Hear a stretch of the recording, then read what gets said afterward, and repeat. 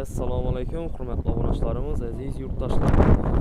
2010-yilda ishlab chiqarilgan Captiva avtomobiliga turibdi egalardan 4 atilingan esetdi.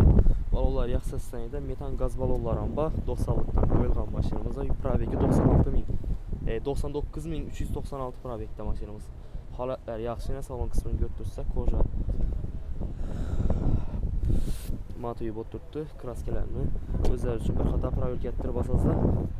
Egasi radnoyda turibdi. O'sha orqa eshikda ozgina vakuumli yeri bor, o'sha aybi bor bo'lgani.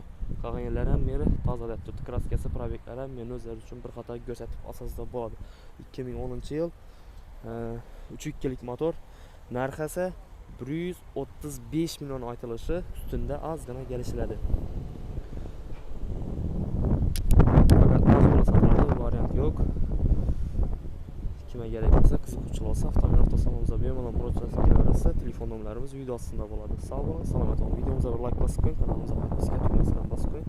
Bir-biringizni o'rnatib mashina